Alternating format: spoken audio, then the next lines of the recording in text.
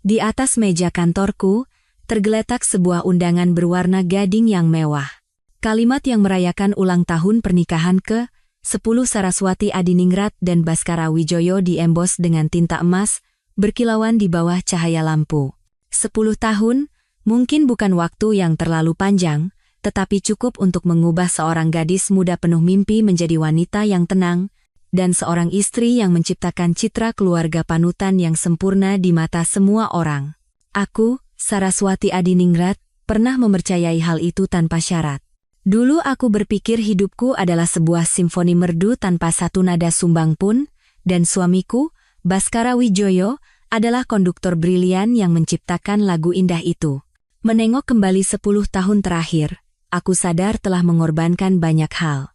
Aku melepaskan posisi manajer tim di sebuah perusahaan multinasional yang menjanjikan dan membuka jaringan klinik kecantikan kecil. Tujuannya adalah agar aku memiliki lebih banyak waktu untuk keluarga dan menjadi penopang yang kokoh bagi Baskara, yang sedang meniti karier menuju posisi direktur pemasaran di salah satu perusahaan properti terbesar di Indonesia.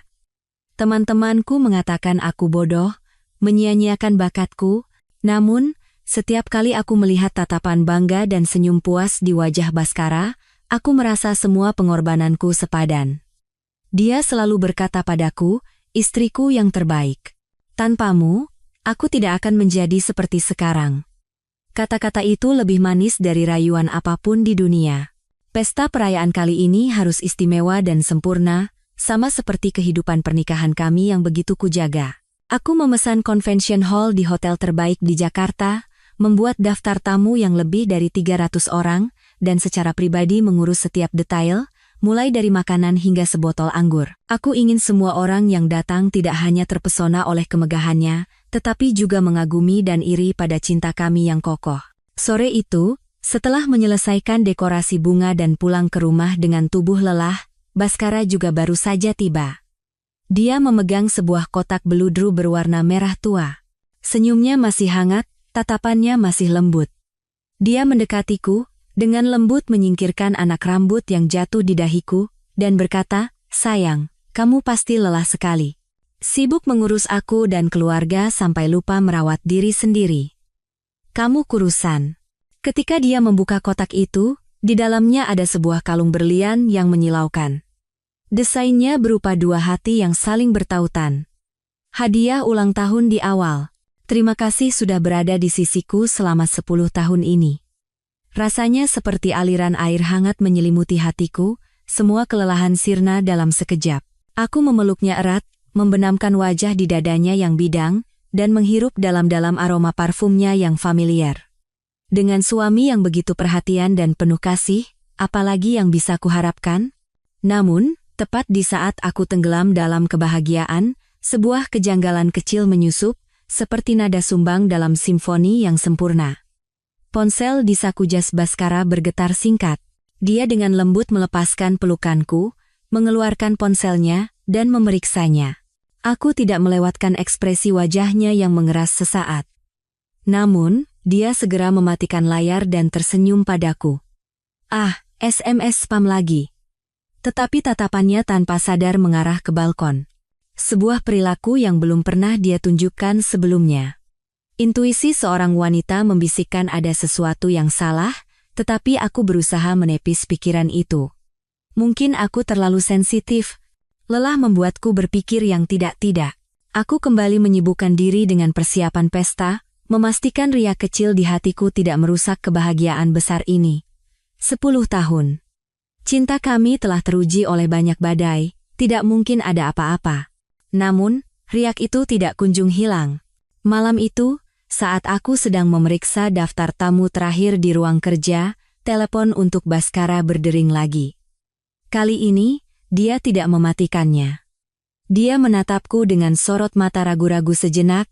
"Aku keluar sebentar, mau terima telepon. Urusan kantor." Dia bergegas ke balkon dan menutup pintu kaca sedikit.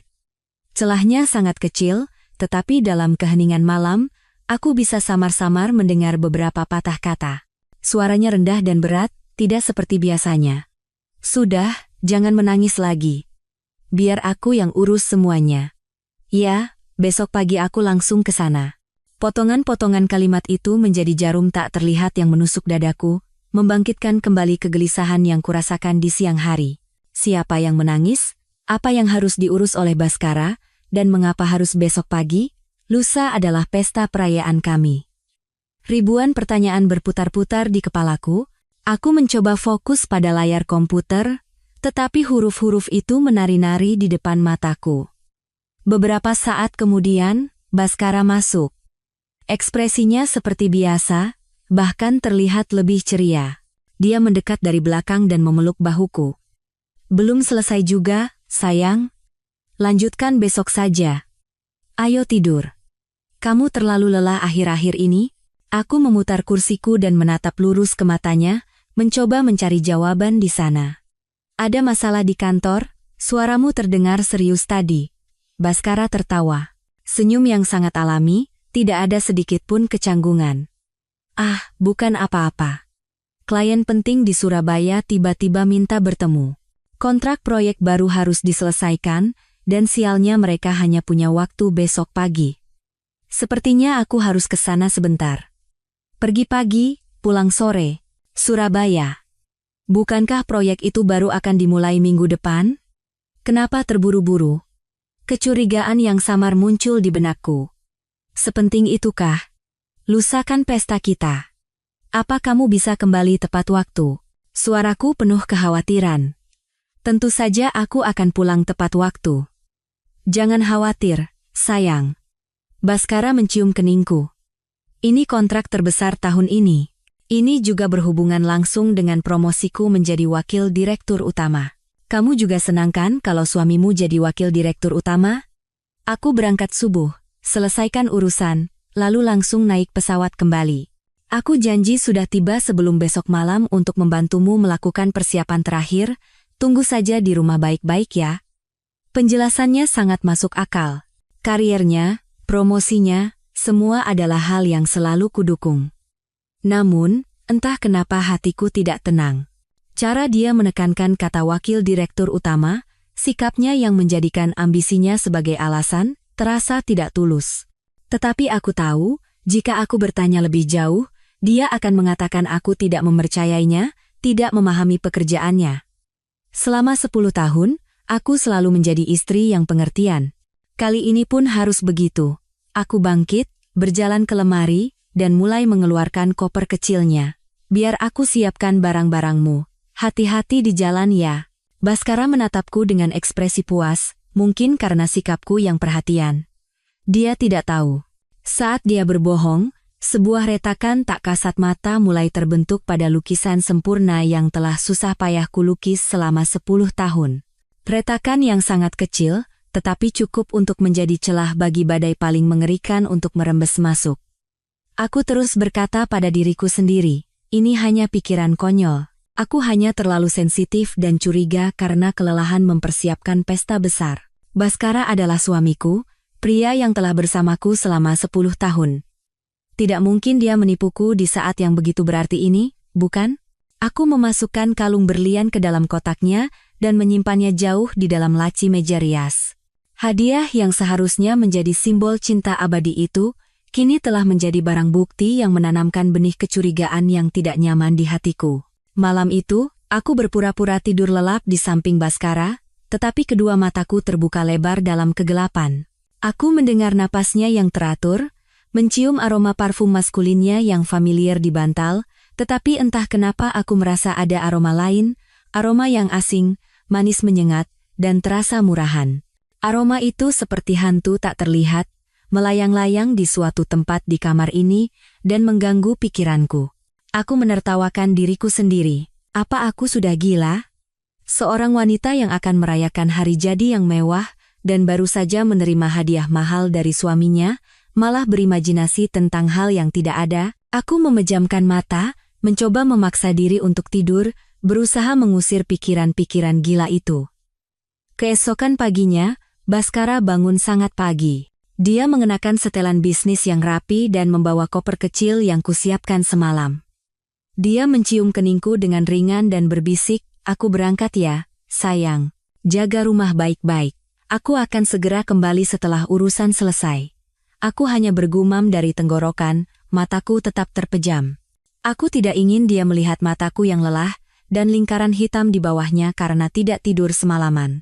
Pintu kamar tidur tertutup, disusul suara pintu depan yang juga tertutup. Rumah yang luas ini seketika menjadi sunyi yang menakutkan. Berbaring di tempat tidur yang kosong, hawa dingin merayap di sekujur tubuhku. Aku tidak bisa tidur lagi. Didorong oleh dorongan aneh, aku melompat dari tempat tidur dan menuju ruang ganti. Kemeja putih yang baru saja dilepas Baskara tergantung di kursi. Aku mengambilnya dan membawanya ke hidungku. Dan seluruh tubuhku membeku. Di sana, aroma parfum wanita yang menyengat dan menggangguku semalaman itu ada di sana. Itu bukan imajinasi. Aroma itu menempel sangat tipis di kerah kemejanya, bercampur dengan parfumnya, menciptakan perpaduan yang memuakkan. Tanganku gemetar, dan kemeja itu jatuh ke lantai. Seluruh indraku memasuki siaga tertinggi. Aku mulai menggeledah. Sebuah tindakan yang belum pernah kulakukan sekalipun selama 10 tahun terakhir. Karena aku selalu mempercayainya secara mutlak. Aku memeriksa saku jas yang dipakainya kemarin, saku celananya. Tidak ada apa-apa. Hanya beberapa memo kerja dan sebungkus permen karet. Aku hampir menyerah dan menyalahkan diriku sendiri sebagai istri yang paranoid ketika aku mengangkat dompetnya untuk memasukkannya kembali ke laci, selembar kertas kecil yang terlipat jatuh dari celah slot kartu yang dalam. Itu bukan kartu nama atau memo. Itu adalah struk kartu kredit. Jantungku berdebar kencang. Dengan tangan gemetar, aku membukanya. Struk itu dikeluarkan oleh sebuah restoran Prancis bernama Le Rêve, yang berarti mimpi. Sungguh nama yang romantis sekaligus kejam. Aku tahu restoran itu. Terkenal dengan harganya yang selangit dan privasi yang sempurna, tempat kencan rahasia bagi kalangan atas. Namun, yang membuatku tercengang adalah menu yang tertera di struk, wagyu steak untuk 2 orang, sebotol Chateau Margaux, dan tiramisu untuk berdua, total tagihannya hampir 10 juta rupiah. Waktu yang tertera di struk adalah pukul 7 malam, 2 hari yang lalu. Tepat di hari ketika Baskara memberitahuku bahwa dia harus lembur karena rapat penting dengan klien dan hanya makan malam seadanya dengan roti. Dia berbohong. Saat istrinya menunggunya dengan cemas di rumah dengan makan malam yang sudah dingin, dia sedang menikmati makan malam romantis dengan orang lain. Air mataku pecah, tetapi aku segera menyekanya. Sekarang bukan waktunya untuk menangis. Aku mengeluarkan ponsel, memotret struk itu dengan jelas, lalu dengan hati-hati melipatnya kembali dan menyelipkannya ke tempat semula. Aku harus tenang. Aku harus bertindak seolah-olah tidak tahu apa-apa. Aku terduduk di lantai yang dingin, bersandar di tempat tidur. Kepalaku pening. Aroma parfum, makan malam romantis, dan kebohongan. Potongan-potongan puzzle yang tersebar kini tersusun menjadi sebuah gambar yang tidak pernah ingin kulihat. Siapa wanita itu? Rekan kerja, klien, atau seseorang yang sama sekali tidak kukenal? Sejauh mana hubungan mereka? Aku tidak ingin berpikir lebih jauh. Bila pisau tajam bernama pengkhianatan terasa mengiris hatiku sepotong demi sepotong, membuatku sesak napas. 10 tahun cinta, 10 tahun kepercayaan, 10 tahun pengorbanan. Apakah semua ini hanya dibalas dengan tipu daya seperti ini? Aku tertawa. Tawa getir dan penuh kebencian menggema di kamar yang kosong. Aku terlalu naif, terlalu mudah mempercayai cinta yang sempurna. Aku membangun istana di atas pasir, dan kini, dengan satu ombak kecil, segalanya siap runtuh. Tapi tidak. Aku tidak akan membiarkannya runtuh begitu saja. Jika semua yang kubangun adalah sebuah sandiwara, maka aku juga tidak akan menjadi penonton yang diam. Aku bangkit dan masuk ke kamar mandi. Di cermin, terpantul wajahku dengan mata bengkak dan pucat. Aku menyalakan air dingin dan membasuh wajahku, mencoba membersihkan kelemahan dan rasa sakit. Saraswati, sadarlah. Jangan hancur. Kau harus mencari kebenaran. Menghadapinya. Sekejam apapun kebenaran itu, kau harus tahu. Aku menatap diriku di cermin lagi. Sorot mataku menjadi lebih tajam. Jika seseorang memulai sandiwara ini, maka akulah yang akan menulis akhir ceritanya. Perjalanan bisnis ke Surabaya. Mungkin itu bukan perjalanan Baskara seorang diri. Sebuah rencana berani mulai terbentuk di kepalaku. Sebuah rencana yang mungkin akan membakar segalanya, tetapi aku tidak punya pilihan lain. Tekad mengalahkan rasa takut dan sakit. Aku tidak bisa hanya duduk diam di rumah, menunggu dalam penderitaan dan spekulasi. Aku harus melihatnya dengan mataku sendiri. Aku harus mendapatkan bukti yang tak terbantahkan. Hanya dengan begitu aku akan tahu apa yang harus kulakukan selanjutnya. Rencana ini harus dieksekusi dengan sempurna, tanpa meninggalkan jejak apapun yang bisa dicurigai Baskara. Aku mengambil ponsel dan menelepon manajer klinikku. Mbak Rini, tolong batalkan semua jadwalku selama 2 hari ini. Ada urusan mendadak ke Surabaya. Oh, dan tolong pesankan tiket pesawat ke Surabaya. Yang paling cepat ya. Bayar pakai kartu Mbak Rini dulu, nanti kirim infonya, saya langsung transfer. Suaraku tenang dan profesional, tidak menunjukkan emosi apapun. Baik, Bu, tiba-tiba sekali. Ada yang perlu saya siapkan? Tanya Mbak Rini, terdengar terkejut. Tidak apa-apa. Ini urusan pribadi. Tolong bilang saja pada klien, ada pakar dari brand kosmetik rekanan kita yang tiba-tiba datang ke Indonesia, jadi saya harus menemuinya langsung untuk negosiasi kontrak lini produk baru. Aku menciptakan alasan bisnis yang sangat masuk akal. Baskara tahu aku berencana memperluas skala klinik. Menemui rekanan adalah hal yang sangat biasa, dan jika suatu saat dia tidak sengaja mendengarnya, dia tidak akan curiga sedikit pun. 15 menit kemudian, informasi penerbangan tiba melalui pesan teks. Penerbanganku berangkat tepat 1,5 jam setelah penerbangan Baskara. Waktu yang cukup aman untuk pergi ke bandara dan tidak berpapasan dengannya. Aku membuka lemari dan mengeluarkan koper kecil, tanganku melewati gaun-gaun mewah, dan setelan kantor yang elegan. Aku tidak memilihnya. Sebaliknya, aku mengeluarkan beberapa potong pakaian berwarna gelap dan sederhana, topi baseball, kacamata hitam besar, dan sepatu kets. Aku harus menjadi orang lain, orang tak terlihat yang bisa berbaur dengan keramaian. Saat berkemas, kenangan perjalanan kami di masa lalu membanjiri pikiranku. Saat kami pertama kali berlibur bersama, dia dengan hati-hati menata setiap potong pakaianku di koper. Katanya, barang milik istri harus diperlakukan dengan berharga. Saat kami merayakan ulang tahun pernikahan kelima di Paris, dia diam-diam memesan restoran di Menara Eiffel dan membuatku terharu. Kenangan manis itu kini menjadi pisau yang semakin menyayat hatiku. Apakah pria yang begitu perhatian dan lembut itu benar-benar telah tiada? Atau sejak awal, itu hanyalah salah satu dari sekian banyak peran yang dia mainkan? Aku menggelengkan kepala, mengusir bayangan-bayangan itu. Sekarang bukan waktunya untuk lemah. Aku mengenakan mantel, menyeret koper, dan berjalan ke pintu. Sebelum pergi, aku berhenti sejenak di depan foto pernikahan kami yang besar di ruang tamu. Di foto itu, aku dan Baskara tersenyum bahagia. Foto yang diambil 10 tahun lalu. Saat kami masih pasangan muda yang percaya pada cinta berwarna merah jambu, aku mengulurkan tangan dan dengan lembut mengusap wajah Baskara di foto. Mas Baskara, bisikku. Aku memberimu 10 tahun. 10 tahun kepercayaan dan cinta tanpa syarat. Jika kali ini kau benar-benar mengkhianatiku, jangan salahkan aku jika aku menjadi kejam. Aku berbalik, tanpa menoleh sedikit pun. Foto pernikahan itu tetap di tempatnya. Senyumnya masih cemerlang, tetapi bagiku, itu kini telah menjadi simbol kebohongan.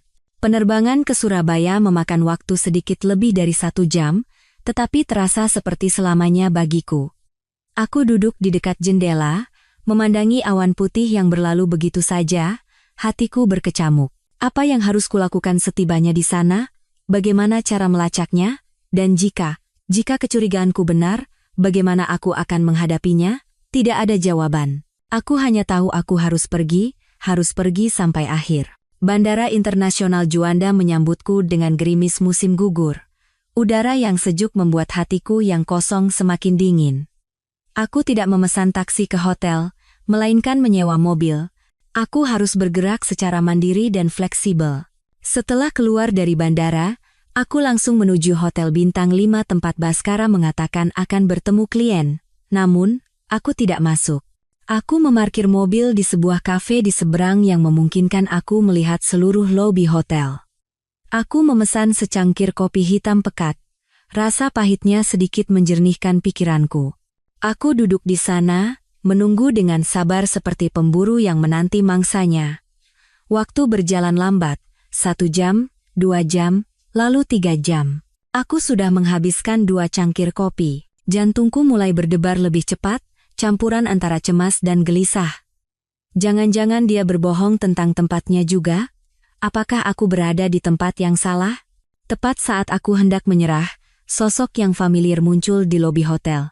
Bhaskara. Dia tidak mengenakan setelan bisnis, melainkan kemeja dan celana kasual. Dia sedang berbicara di telepon dengan ekspresi sedikit cemas. Aku segera mengeluarkan kamera digital kecil dengan lensa tele yang telah kusiapkan dan mengarahkannya padanya. Aku menahan napas, berusaha agar tanganku tidak gemetar. Beberapa detik kemudian, sebuah taksi putih berhenti di depan pintu masuk hotel. Pintu belakang terbuka, dan seorang wanita muda turun. Dia mengenakan gaun sederhana bermotif bunga, rambut panjangnya tergerai, dan wajahnya pucat karena kelelahan.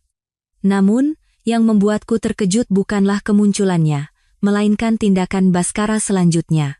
Dia segera mematikan telepon dan berlari menghampirinya. Bukan sekadar membukakan pintu mobil sebagai basa-basi, melainkan dia berputar ke belakang wanita itu dan memapahnya dengan gerakan penuh kekhawatiran dan kelembutan. Dia menyampirkan jasnya di bahu wanita itu, satu tangan menopangnya, tangan yang lain merangkul pinggangnya.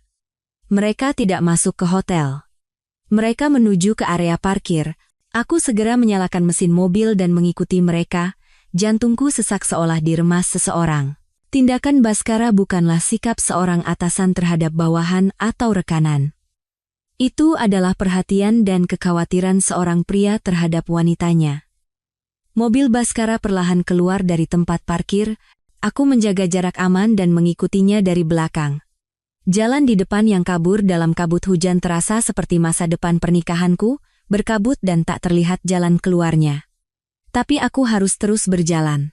Sampai ke ujung jalan itu, untuk memastikan kemana tujuan mereka. Untuk melihat dengan mata kepala sendiri betapa mengerikannya kebenaran yang harus kuhadapi. Audi hitam milik Bhaskara meluncur di jalanan Surabaya yang basah oleh hujan. Aku mengikutinya dari belakang, menjaga jarak yang cukup. Jantungku berdebar kencang di dalam tulang rusukku. Jalanan yang dilewatinya, tidak ada gedung perkantoran atau pusat perbelanjaan yang terlihat. Dia menuju ke pinggiran kota yang semakin sepi. Rasa cemas di dalam diriku seperti air tanah yang naik, semakin besar seolah siap menelanku kapan saja. Aku telah mempersiapkan skenario terburuk. Bahwa aku akan melihat mereka bergandengan tangan masuk ke sebuah hotel terpencil. Aku pikir aku bisa menahannya. Rasa sakitnya akan berhenti pada tingkat perselingkuhan fisik. Namun, kenyataan jauh lebih kejam dari apapun yang bisa kubayangkan. Mobil Bhaskara akhirnya berhenti. Tapi tempat itu bukan hotel atau resor romantis. Itu adalah sebuah bangunan putih yang terpencil di pinggir jalan yang sepi, dan di papan nama birunya tertera tulisan yang jelas, Klinik Bersalin Anugrah. Klinik Bersalin. Dua kata itu seperti sambaran petir yang menghantam kepalaku, membuat pikiranku kosong. Kenapa? Kenapa mereka datang ke sini? Aku segera memarkir mobil di sebuah gang kecil di belakang pohon. Dengan tangan gemetar, aku mengangkat kamera. Aku memperbesar lensa semaksimal mungkin, mengarahkannya ke mobil Bhaskara. Pintu mobil terbuka, Bhaskara turun lebih dulu. Dia tidak masuk ke dalam, melainkan dengan lembut berputar ke sisi penumpang, membuka pintu, dan membantu wanita muda itu turun. Kondisinya tampak sangat lemah. Langkahnya goyah, satu tangan berpegangan pada bahu Bhaskara, tangan lainnya memegangi perut bagian bawahnya. Bhaskara memapahnya, berjalan sangat perlahan. Tatapannya tidak pernah lepas dari wanita itu sedetik pun, penuh dengan kekhawatiran dan rasa iba. Mereka langsung masuk ke dalam klinik dan menghilang di balik pintu kaca. Aku duduk termangu di dalam mobil. Kamera terlepas dari tanganku dan jatuh ke kursi penumpang. Segala sesuatu di sekitarku terasa berputar. Klinik bersalin. Aborsi. Pengguguran kandungan. Kata-kata yang tercecer itu terhubung dengan sendirinya di kepalaku, menciptakan kebenaran mengerikan yang tidak berani ku percaya. Dia hamil, anak suamiku. Dan hari ini, dia berbohong padaku akan pergi dinas, dan membawanya ke sini untuk menyelesaikan akibat dari dosa mereka. Duniaku runtuh. 10 tahun kehidupan pernikahan, 10 tahun cinta, semua yang telah kubangun selama 10 tahun, dalam sekejap menjadi sebuah sandiwara murahan dan bahan tertawaan.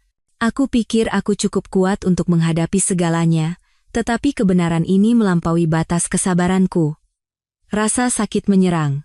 Bukan sakit fisik, melainkan rasa sakit yang datang dari lubuk jiwa. Rasanya seperti hatiku terkoyak menjadi ratusan keping. Aku membenamkan kepala di setir dan menangis tanpa suara. Tenggorokanku tercekat, tidak ada suara yang keluar, hanya air mata panas dan pahit yang terus mengalir tanpa henti, bercampur dengan tetesan hujan yang menghantam kaca mobil. Kenapa ini terjadi padaku? Apa salahku hingga harus menerima perlakuan seperti ini? Aku telah mendedikasikan karier dan masa mudaku untuk menjadi istrinya, menjadi penopang yang kokoh. Aku mempercayainya secara buta, dan inikah balasannya? Dia punya anak dengan wanita lain. Sebuah nyawa yang pernah ada. Itu berarti hubungan mereka bukan lagi sekadar main-main. Mereka sudah melangkah terlalu jauh. Aku tidak tahu sudah berapa lama aku menangis. Ketika tenggorokanku terasa kering dan kedua mataku bengkak, aku mengangkat kepala. Aku menatap bangunan putih itu. Tempat suamiku sedang berada di sisi wanita lain, merawatnya setelah mereka bersama-sama membuang darah dagingnya sendiri. Rasa mual membuncah dari dalam perutku. Aku membencinya, membenci wanita itu, dan membenci diriku sendiri yang begitu bodoh dan buta. Aku ingin melompat keluar dari mobil, berlari ke dalam sana, dan menghancurkan segalanya. Aku ingin menampar pipi Baskara, dan menunjukkan pada dunia wajah asli pria yang pernah kupuja itu. Namun, akal sehat menahanku. Jika aku membuat keributan sekarang, apa yang akan kudapatkan? Simpati dan cemoohan orang-orang, dan pembelaan tak tahu malu dari Baskara. Dia akan mengatakan wanita itu hanyalah rekan kerja yang sedang kesulitan, dan dia hanya membantunya. Dan di mata semua orang, aku akan menjadi istri yang cemburu buta, seorang pembuat onar. Tidak, tidak bisa begitu. Aku tidak akan membuat diriku serendah itu. Aku menarik napas dalam-dalam, berusaha menenangkan diri. Aku menyeka air mata dan mengambil kamera lagi. Tanganku masih gemetar, tetapi sorot mataku menjadi sedingin bilah pisau. Aku tidak berhenti merekam. Terus merekam dan mendokumentasikan. Segala sesuatu, sampai ke detail terkecil. Ini bukan lagi bukti untuk menangkap basah perselingkuhan.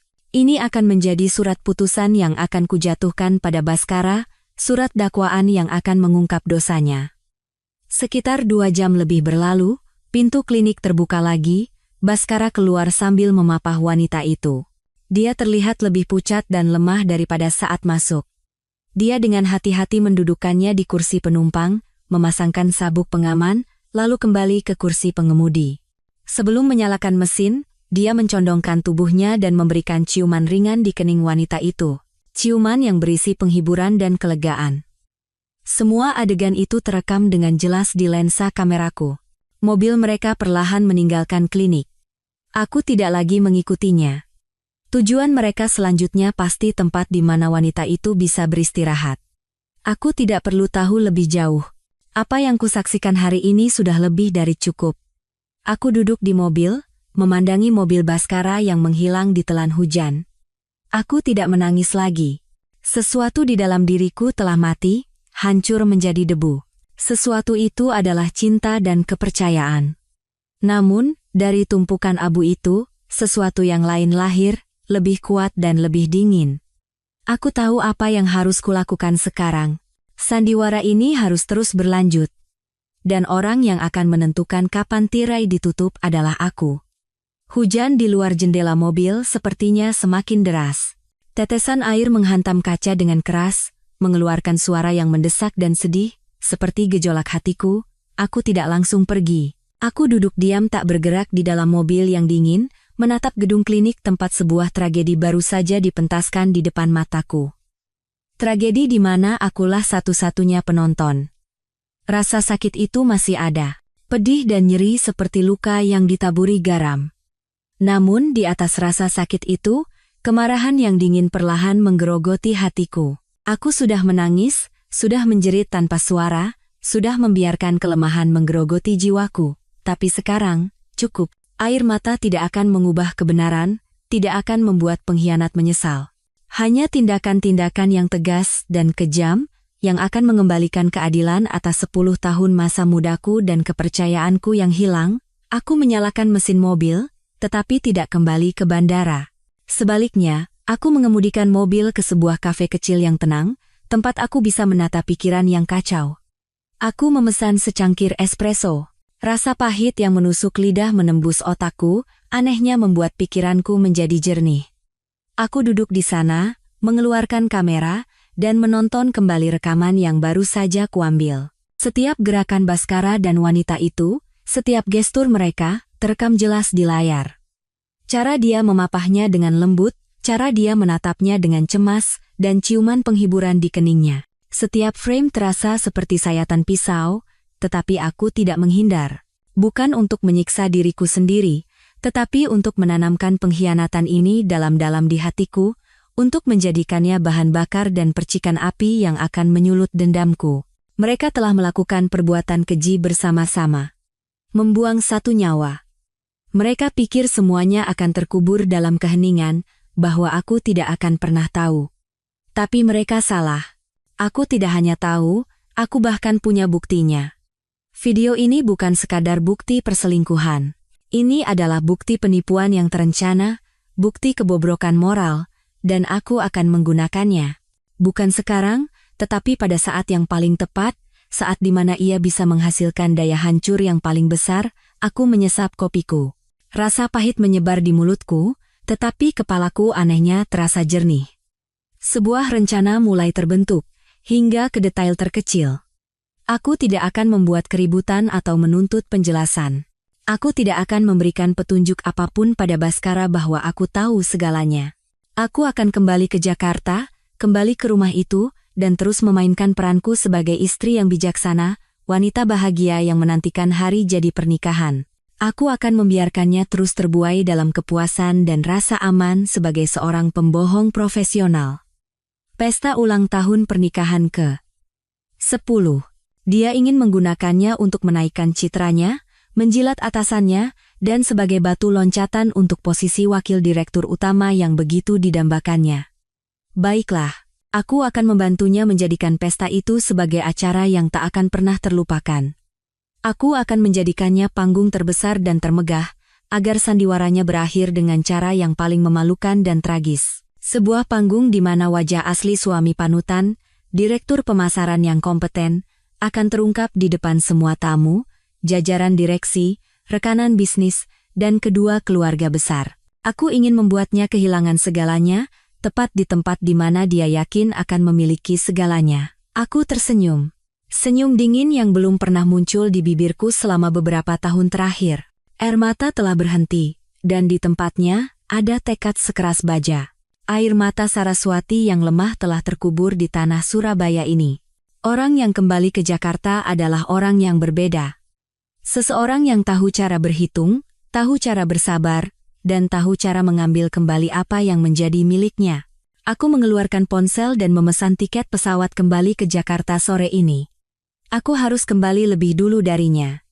Aku harus menghapus semua jejak perjalanan ini. Aku tidak akan membiarkan kesalahan sekecil apapun merusak rencanaku. Aku membayar kopi dan meninggalkan kafe. Hujan telah reda, dan sinar matahari yang samar setelah hujan berusaha menembus awan kelabu. Seperti secercah harapan akan keadilan yang mulai tumbuh di hatiku. Aku mengemudikan mobil ke bandara. Tidak ada lagi keraguan atau ketakutan di hatiku. Aku tahu jalan di depan tidak akan mudah. Aku harus hidup dalam kebohongan, harus menghadapi orang yang telah mengkhianatiku setiap hari, dan harus tersenyum sementara badai mengamuk di hatiku. Tapi aku akan melakukannya. Demi 10 tahunku, demi kepercayaanku yang hilang, dan demi anak yang tidak sempat melihat dunia itu. Mereka pantas mendapatkan balasan yang setimpal. Pesawat membawaku meninggalkan Surabaya. meninggalkan rasa sakit dan kebenaran yang kejam. Tapi aku tidak melarikan diri. Aku kembali untuk bertarung. Dan dalam perang ini, aku pasti akan menjadi pemenangnya. Mas Baskara, sandiwaramu akan segera berakhir, dan babak terakhirnya akan kutulis sendiri. Babak terakhir yang penuh air mata. Tapi itu akan menjadi air matamu. Bukan air mataku. Saat pesawat mendarat di Bandara Internasional Soekarno-Hatta, Jakarta menyambutku dengan sinar matahari sore yang cerah. Sinar keemasan tumpah di landasan pacu. Sangat kontras dengan suasana Surabaya yang muram dan hujan. Aku menarik napas dalam-dalam, merasakan udara yang familiar, tetapi hatiku terasa berat. Aku harus cepat pulang. Sebelum Baskara kembali, aku harus kembali ke rumah kami dan memulai sandiwara terbesar dalam hidupku. Aku mengembalikan mobil sewaan, naik taksi, dan langsung menuju rumah. Selama perjalanan, aku terus meyakinkan diriku sendiri. Harus tenang. Sembunyikan semua emosi. Wajahku, sorot mataku, suaraku.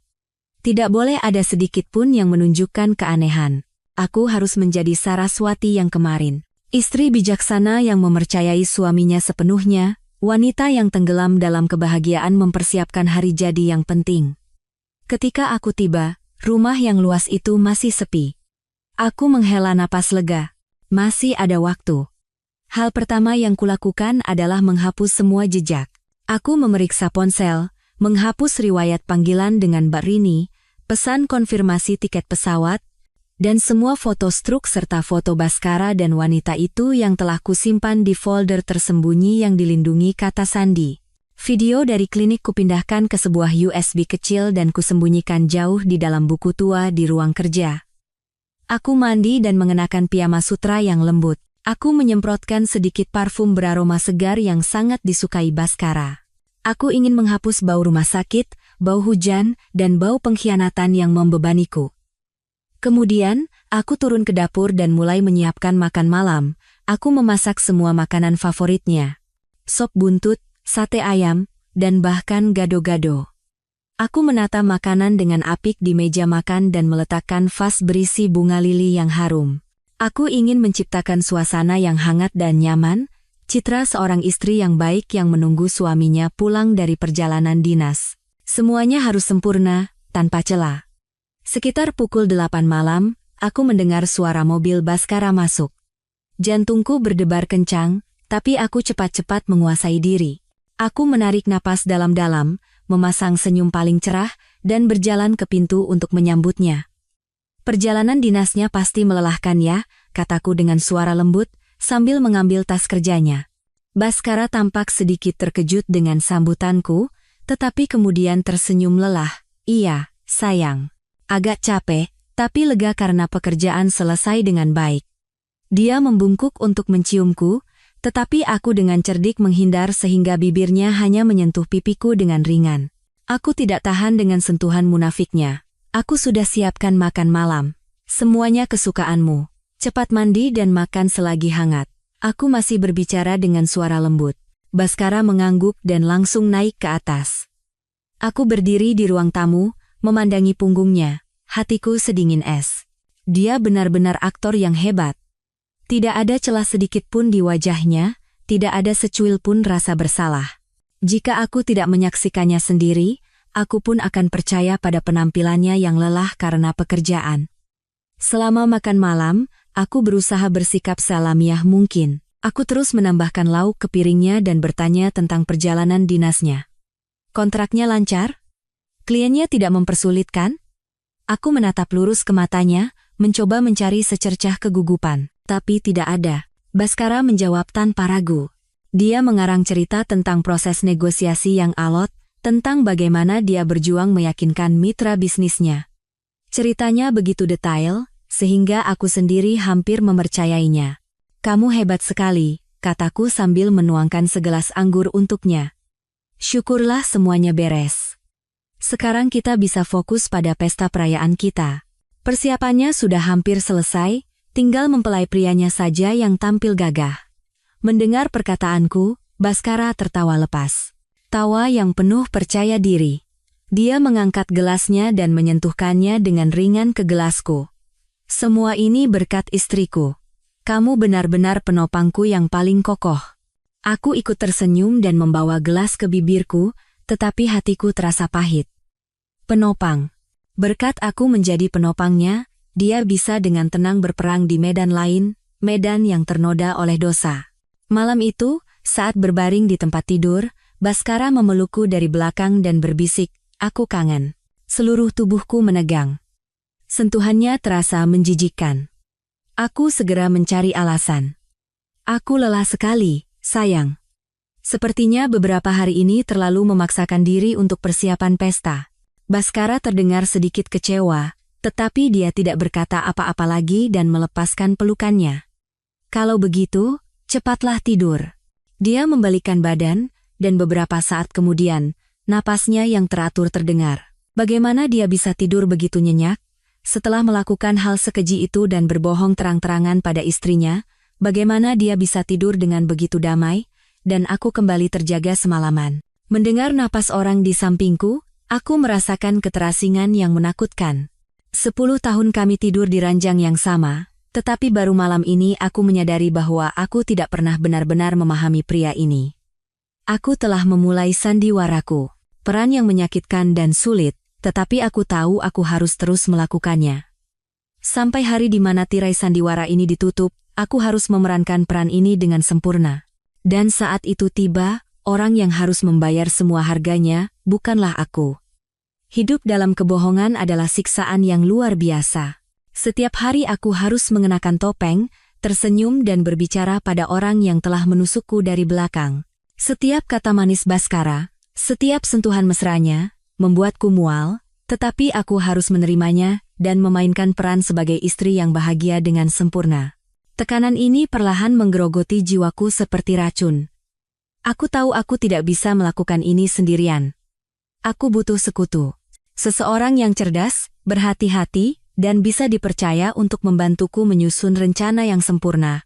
Dan yang terpenting, seseorang tempatku bisa meluapkan beban psikologis yang semakin berat ini. Aku teringat pada Reza Pramudia, sahabat terbaikku sejak kuliah. Reza bukan detektif swasta. Dia adalah seorang pengacara korporat, tetapi aku tahu dia memiliki kecerdasan, logika, dan jaringan yang diperlukan untuk membantuku. Lebih dari itu, dia adalah satu-satunya orang yang bisa kupercaya sepenuhnya saat ini. Aku bertemu Reza di sebuah kafe buku yang tenang, tempat kami sering berkunjung saat masih mahasiswa. Sudah lama tidak bertemu, Reza terlihat lebih dewasa dan berwibawa. Mengenakan setelan yang pas di badan, dia memancarkan kepercayaan diri seorang pengacara sukses. Melihatku, dia tersenyum hangat seperti dulu. Wah, CEO jaringan klinik kecantikan yang sukses ini akhirnya punya waktu juga bertemu teman miskinnya? Nada bicaranya masih jenaka, tetapi di matanya tersirat kekhawatiran yang tulus. Aku memaksakan senyum, tetapi mungkin terlihat lebih buruk dari tangisan. Jangan bercanda. Aku sedang ada masalah serius. Melihat ekspresiku, Reza langsung menjadi serius. Dia memesan 2 cangkir teh kamomil. Ada apa? Ceritakan. Aku akan mendengarkan. Kamu terlihat sangat tidak baik. Aku menarik napas dalam-dalam dan mulai bercerita. Mulai dari kecurigaan awal, perjalanan rahasia ke Surabaya, hingga pemandangan mengerikan yang kusaksikan di klinik bersalin. Aku menceritakan semuanya tanpa menyembunyikan satu detail pun. Reza mendengarkan dengan tenang tanpa memotong. Alisnya semakin berkerut, dan wajahnya mengeras. Sesekali dia mengangguk, sorot matanya yang tajam seolah menganalisis setiap kata-kataku. Setelah ceritaku selesai dan aku menunjukkan video yang kuambil, dia terdiam lama. Keheningannya membuatku cemas. Apakah aku terlalu gegabah? Terlalu emosional? Aku bertanya dengan cemas. Reza menggelengkan kepala. Dia menatapku dengan sorot mata yang bercampur antara amarah atas namaku dan rasa hormat. Tidak, Saras. Kau sangat tenang dan berani.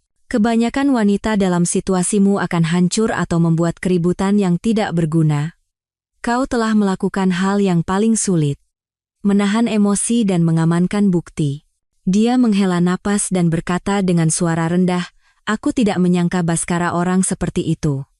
Di luar selalu terlihat berwibawa dan sangat mencintai istrinya. Lalu sekarang aku harus bagaimana? Tanyaku dengan suara putus asa. Untuk saat ini, teruslah berakting seperti sekarang, kata Reza. Suaranya telah kembali menjadi suara pengacara yang logis. Biarkan dia berpikir kau tidak tahu apa-apa. Semakin dekat hari perayaan, kewaspadaannya akan semakin lengah. Sementara itu, kita harus mengumpulkan bukti tambahan. Bukan hanya masalah emosional, tapi juga masalah keuangan. Masalah keuangan? Tanyaku terkejut. Maksudmu? Saras. Ketika seorang pria berselingkuh, apalagi sampai menghamili selingkuhannya, dia tidak hanya mengkhianati perasaan. Dia pasti menghabiskan banyak uang untuk menutupi perbuatannya dan memberikan kompensasi. Dan uang itu bisa jadi adalah harta bersama kalian, atau bahkan uang perusahaan, analisis Reza. Pernahkah kau memeriksa kondisi keuangan Baskara? Apakah kau tahu persis pemasukan dan pengeluarannya? Aku menggelengkan kepala. Selama 10 tahun, aku tidak pernah ikut campur dalam urusan keuangan Baskara. Aku mempercayainya sepenuhnya. Biaya hidup, biaya sekolah anak jika ada, dan investasi besar, semua manajemen keuangan rumah tanggaku pegang. Baskara hanya mengambil sebagian gajinya untuk uang saku. Aku selalu berpikir dia adalah orang yang tidak terlalu peduli dengan uang. Itulah kesalahan terbesarmu, kata Reza. Kepercayaan butamu memberinya kesempatan. Sekarang kita harus mencari tahu. Aku akan minta tolong temanku yang ahli dalam investigasi keuangan. Apakah kau bisa mendapatkan nomor rekening, informasi bank, dan kartu kredit Baskara? Aku mengangguk. Informasi itu semua aku tahu, bagus. Serahkan itu padaku, kata Reza, dan satu hal lagi. Kita harus mencari tahu siapa wanita itu, yang namanya Rania. Identitasnya, latar belakang keluarganya, hubungan sosialnya. Kenali musuhmu, maka kau akan memenangkan pertempuran. Tapi bagaimana cara menyelidikinya? Tanyaku cemas. Jangan khawatir, Reza tersenyum percaya diri. Dunia ini sempit. Apalagi di era media sosial seperti sekarang, dengan satu nama dan beberapa informasi dasar, tidak ada yang tidak bisa ditemukan. Percakapan dengan Reza seperti obat penenang yang kuat. Aku tidak lagi merasa sendirian atau putus asa. Aku memiliki sekutu yang kuat dan otak yang tajam di sisiku. Kami duduk sejenak, menyusun rencana ke depan secara detail. Aku akan terus memainkan peranku dan dengan cerdik mengumpulkan dokumen, struk, dan bukti-bukti terkait keuangan. Reza akan bertanggung jawab atas investigasi di belakang layar. Semua informasi akan kami komunikasikan melalui aplikasi pesan yang aman. Saat meninggalkan kafe, hatiku terasa lebih mantap. Badai masih di depanku, tetapi aku bukan lagi perahu kecil yang rapuh. Aku memiliki seorang kapten dan navigator yang akan menunjukkan jalan. Dan kami akan bersama-sama mengarungi badai ini. Bukan untuk mencapai pelabuhan yang tenang, tetapi untuk menciptakan tsunami besar yang akan menelan orang yang berani mengkhianatiku. Setelah bertemu Reza, aku mulai bergerak lebih hati-hati dan cermat. Sandiwara istri bahagiaku begitu sempurna hingga terkadang aku sendiri merinding. Aku masih menyiapkan sarapan untuk Baskara, menyetrika kemejanya hingga licin, dan melepas serta menyambutnya pulang kerja dengan senyuman. Namun, di balik senyuman itu, di balik sentuhan lembut itu, tersembunyi perhitungan yang dingin. Aku mulai memperhatikan detail-detail terkecil. Ponsel Baskara, yang sebelumnya tidak pernah kusentuh, kini menjadi target pertamaku. Dia sangat berhati-hati, selalu mengunci dengan kata sandi dan hampir tidak pernah meletakkannya. Tapi setiap orang pasti punya celah. Kesempatan datang pada suatu malam saat Baskara sedang mandi. Dia meninggalkan ponselnya di meja kerja di kamar tidur.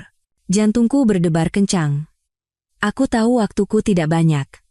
Aku segera mengambil ponsel itu. Kata Sandi. Aku menarik napas dalam-dalam dan mencoba memasukkan tanggal lahirnya. Salah. Tanggal lahirku juga salah. Tanggal pernikahan kami juga bukan. Keringat dingin mulai mengalir. Masa aku gagal di langkah pertama, aku menenangkan diri dan berpikir angka penting apalagi baginya. Tiba-tiba aku teringat nomor plat mobil pertama yang dibelinya. mobil yang sangat dibanggakannya. Dengan tangan gemetar, aku memasukkan angka-angka itu. Layar terbuka. Aku menghela napas lega. Tidak ada waktu untuk melihat pesan atau riwayat panggilan. Targetku adalah informasi keuangan. Aku segera masuk ke aplikasi mobile bankingnya. Dia memiliki 3 rekening di 3 bank yang berbeda. Aku mengambil tangkapan layar dari seluruh riwayat transaksi selama setahun terakhir dari ketiga rekening tersebut. Ratusan transaksi besar dan kecil terpampang di depanku. Tidak ada waktu untuk membacanya secara detail. Aku hanya fokus menyimpan semuanya. Kemudian aku masuk ke kotak masuk emailnya dan mencari laporan tagihan kartu kredit. Semuanya juga kuunduh dan kukirim ke alamat email baru yang kubuat khusus untuk ini. Setelah menyelesaikan semua pekerjaan dan membersihkan jejak, suara air di kamar mandi berhenti. Aku segera mengunci layar, meletakkan ponsel di tempat semula, dan keluar dari kamar. Jantungku masih berdebar kencang. Rasanya mengerikan, bertindak seperti pencuri di rumahku sendiri. Tapi aku tahu ini harus dilakukan. Malam itu, setelah memastikan Baskara tertidur lelap, barulah aku menyalakan laptop cadangan, dan mulai memeriksa apa yang telah kukumpulkan. Angka-angka dingin di laporan transaksi bank perlahan mengungkap kebenaran yang lebih mengerikan dari perselingkuhan. Selain gaji yang masuk ke rekening utama yang kuketahui, ada sejumlah besar uang dari sumber yang tidak diketahui masuk ke 2 rekening lainnya. Uang ini segera ditransfer ke rekening asing lain atau ditarik tunai. Apakah ini uang suap dari proyek?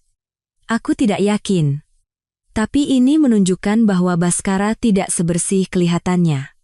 Namun, yang paling membuatku terkejut adalah riwayat transaksi kartu kredit, serangkaian pembayaran untuk barang-barang mewah yang belum pernah kulihat sebelumnya berderet. Jam tangan Rolex seharga ratusan juta, tas Hermes Birkin yang harganya selangit, dan biaya perjalanan ke resor bintang 5 di Surabaya dan Bali pada tanggal-tanggal di mana dia mengatakan sedang dinas keluar kota. Dan akhirnya, aku menemukannya. Pembayaran sebesar 300 juta rupiah 6 bulan lalu. Keterangan pembayaran. Uang muka apartemen Taman Cendana. Apartemen Taman Cendana. Kompleks apartemen baru yang terkenal dengan desain mewah dan harga selangit. 300 juta rupiah. Dari mana dia mendapatkan uang sebanyak itu? Dan untuk siapa apartemen itu dibeli? Seluruh tubuhku gemetar. Aku teringat 6 bulan lalu, saat Baskara mengatakan membutuhkan uang besar untuk berinvestasi dalam proyek properti yang potensial bersama temannya. Dia membujukku untuk mencairkan sebagian dari tabungan bersama kami, yang kukumpulkan dengan susah payah dari hasil klinik.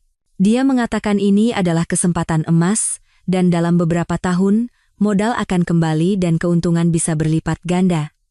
Aku, yang sangat mempercayai kelihayan bisnis suamiku, setuju tanpa ragu. Ternyata, proyek potensial itu adalah sebuah apartemen mewah, dan teman yang berinvestasi bersamanya jelas bukan seorang pria. Kemarahan membuncah tak terkendali. Dia tidak hanya menipu perasaanku, tetapi juga uangku. Dengan darah dan keringatku, dia membelikan rumah lain untuk selingkuhannya. Pengkhianatan ini bukan hanya satu bilah pisau. Ini adalah ribuan, puluhan ribu bilah pisau yang mencabik-cabik hati dan harga diriku. Malam itu juga, aku mengirimkan semua bukti kepada Reza. Keesokan paginya, dia menelepon dengan suara serius. Saras, situasinya lebih parah dari yang kita duga. Aku sudah menyuruh orang memeriksanya, dan apartemen Taman Cendana itu atas nama seorang wanita bernama Rania Alisha. Rania Alisha. Nama yang samar-samar ku dengar di video dari klinik. Sekarang semuanya menjadi jelas. Semuanya telah direncanakan dengan sempurna. Dengan uangku, dia membelikannya rumah dan merencanakan masa depan bersamanya. Kehidupan pernikahanku, rumahku, semua hanyalah tempat persinggahan yang dimanfaatkannya, seekor angsa yang bertelur emas. Tidak ada lagi yang perlu dikatakan. Kebenaran begitu nyata dan begitu kejam. Kini, di hatiku tidak ada lagi secuil pun cinta, sejumput pun harapan, hanya kehampaan dan dendam yang dingin yang tersisa. Pesta perayaan yang akan datang. Itu bukan hanya akan menjadi tempat untuk mengungkap perselingkuhannya.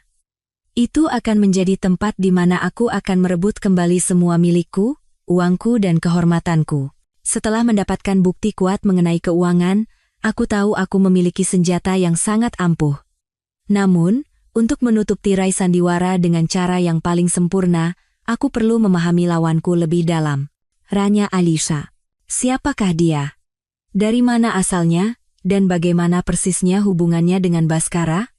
Apakah dia hanya gadis lugu yang silau oleh penampilan gemerlap Baskara?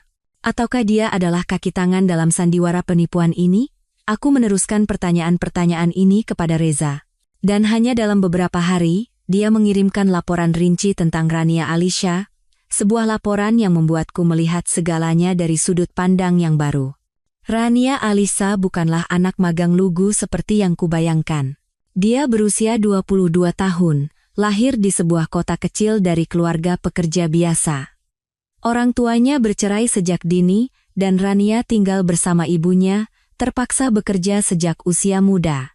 Masa lalunya cukup rumit. Dia pernah beberapa kali menjalin hubungan dengan pria-pria tua dan kaya. Tujuannya jelas.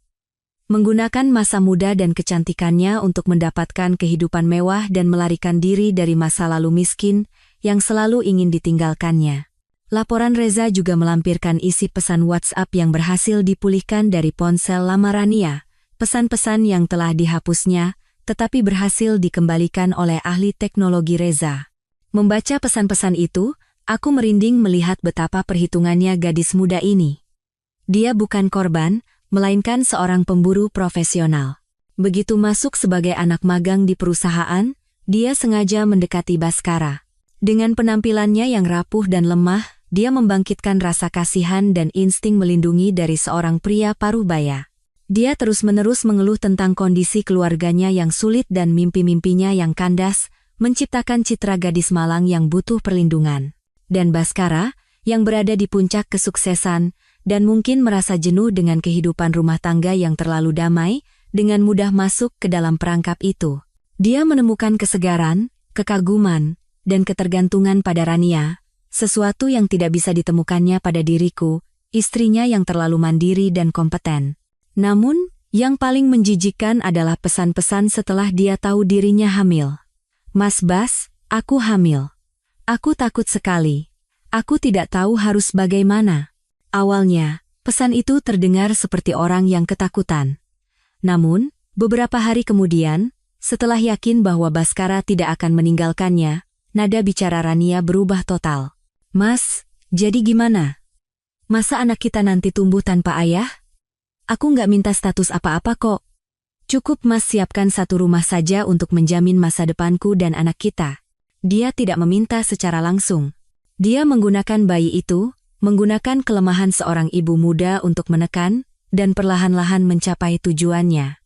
Apartemen Taman Cendana adalah hasil dari pesan-pesan itu. Dan setelah mendapatkan rumah, dia mulai menuntut lebih banyak. Mas, kapan mau ceraikan istrimu? Aku nggak mau anak kita nanti disebut anak haram. Katanya cinta sama aku dan anak kita, tapi kenapa nggak bisa kasih status yang jelas? Pesan-pesan itu menjadi semakin mendesak, dan nada lembutnya berubah menjadi keluhan dan tuntutan. Apa Mas masih cinta sama istrimu? Atau Mas takut kehilangan karier yang sudah dia bantu bangun? Kalau Mas nggak punya keberanian untuk melepaskan, lebih baik aku saja yang.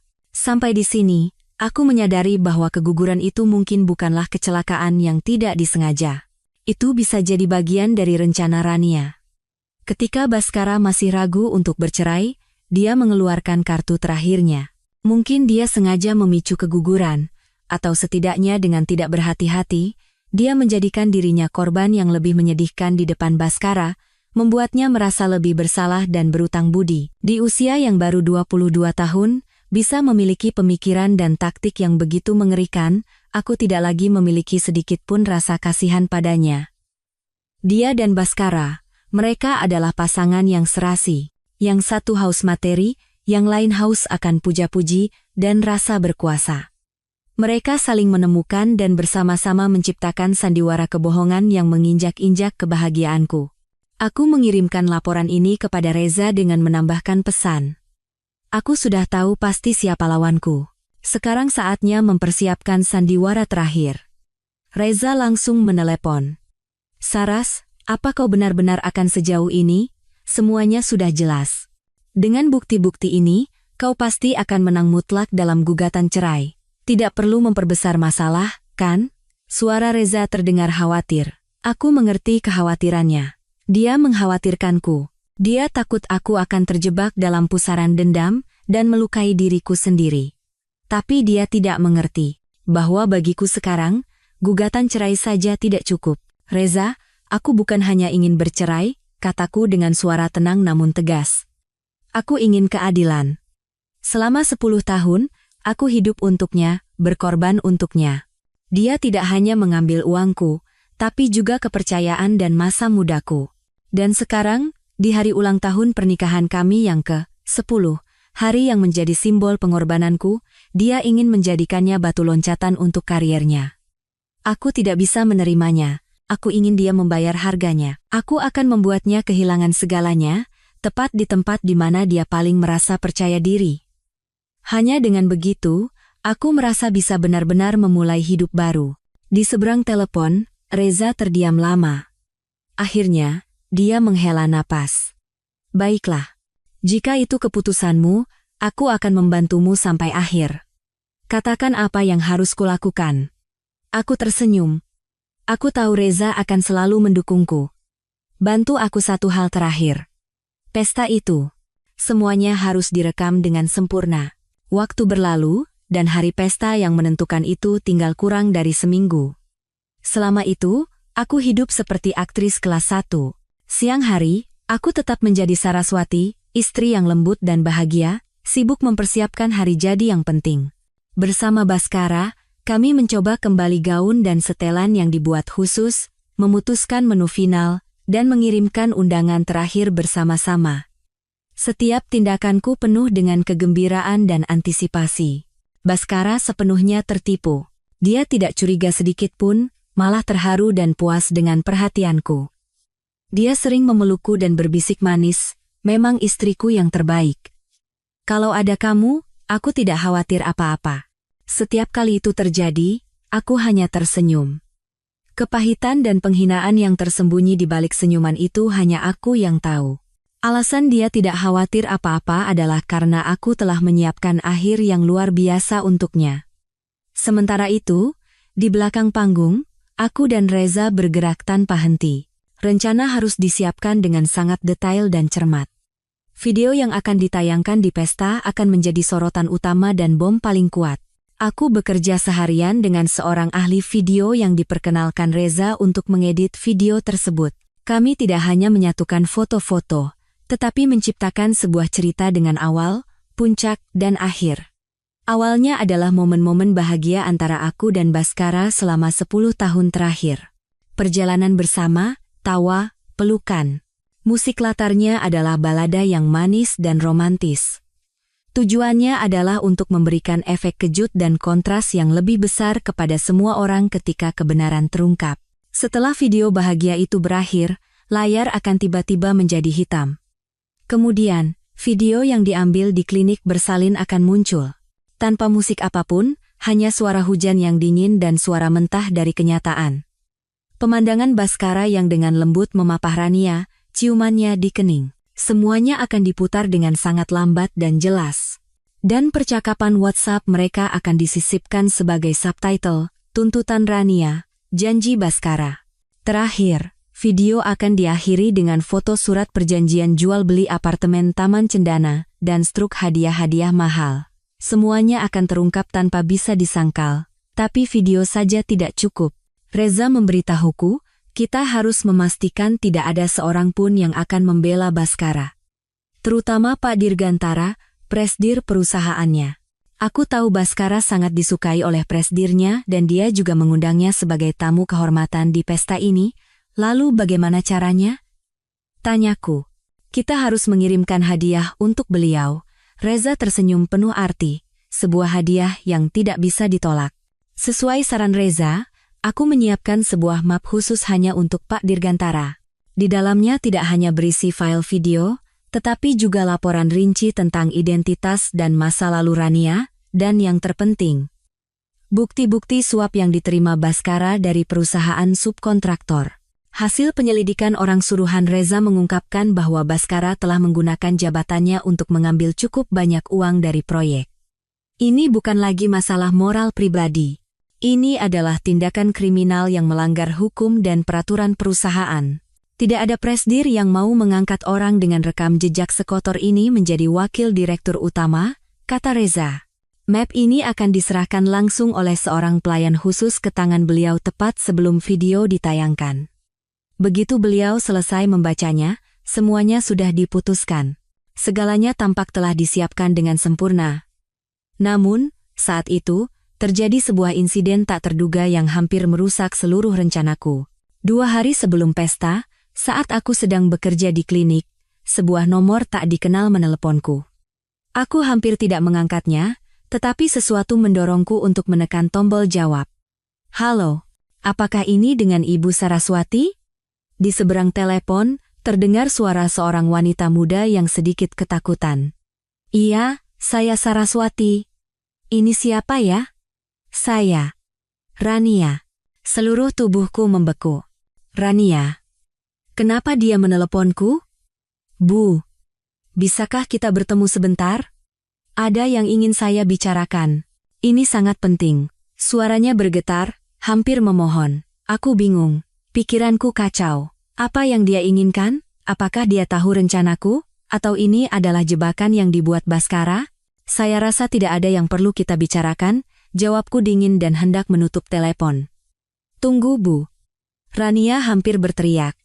Tolong. Hanya 15 menit. Ini menyangkut Ibu dan Mas Baskara. Saya janji tidak akan lama. Saya sekarang ada di The Corner Cafe, tepat di seberang klinik Ibu. Aku ragu.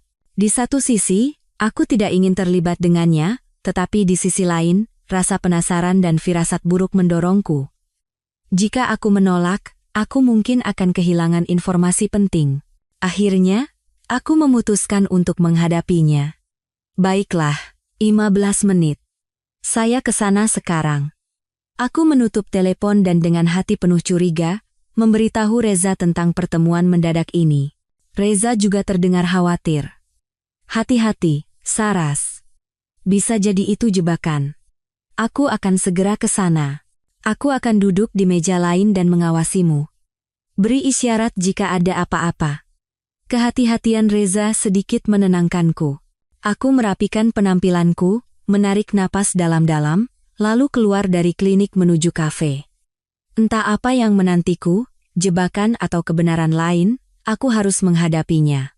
Sepertinya, sebuah adegan baru yang tidak ada dalam naskahku telah ditambahkan ke dalam sandiwara ini. The Corner Cafe didekorasi dengan gaya Eropa kuno, dengan pencahayaan kuning hangat dan alunan musik jazz yang lembut. Tempat yang sempurna untuk kencan romantis, tetapi sangat kontras dengan hatiku yang tegang. Begitu masuk, aku melihat Rania duduk di sudut dekat jendela. Dia mengenakan gaun longgar, dan wajahnya yang tanpa riasan tampak pucat dan kuyu, matanya yang bengkak jelas menunjukkan bahwa dia telah menangis lama. Dia lebih terlihat seperti korban yang malang daripada seseorang yang sedang memasang jebakan. Aku melirik Reza yang duduk di meja terdekat dengan koran di tangannya, tetapi matanya terus mengarah ke kami. Aku mendekat dan menarik kursi di seberang Rania.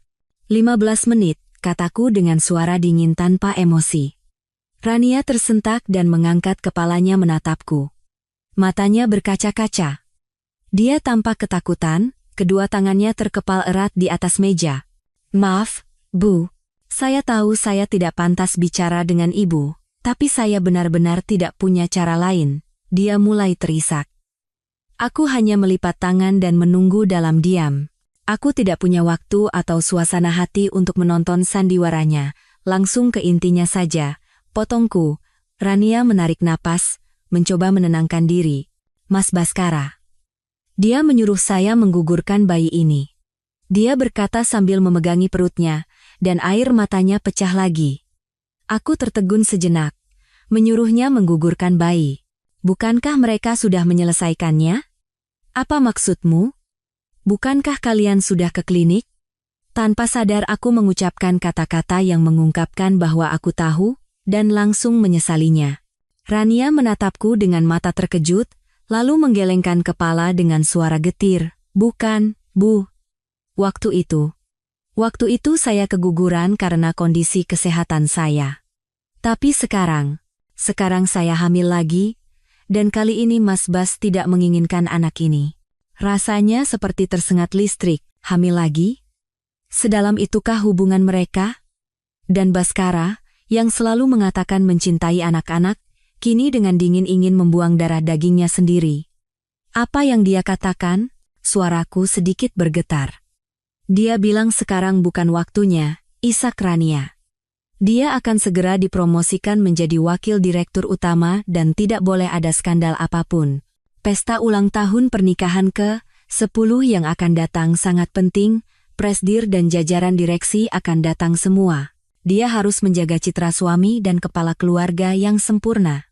Dia berjanji, setelah masa ini lewat, setelah posisinya aman, dia akan memberiku status. Jadi dia memaksa saya ke klinik besok, sebelum pesta diadakan. Setiap kata Rania seperti hantaman palu di kepalaku. Jadi begitu. Inilah alasan sebenarnya pesta ini diadakan. Bukan hanya untuk menaikkan citra, tetapi sebagai sandiwara munafik untuk menutupi dosanya dan membuka jalan bagi masa depannya. Demi posisi wakil direktur utama, dia siap mengorbankan segalanya, bahkan anaknya sendiri. Lalu kenapa kau memberitahuku? Tanyaku dengan tatapan curiga. Karena saya tidak mau, teriak Rania, tetapi segera menutup mulutnya dan merendahkan suaranya. Saya tidak mau kehilangan anak saya. Saya sudah kehilangan satu.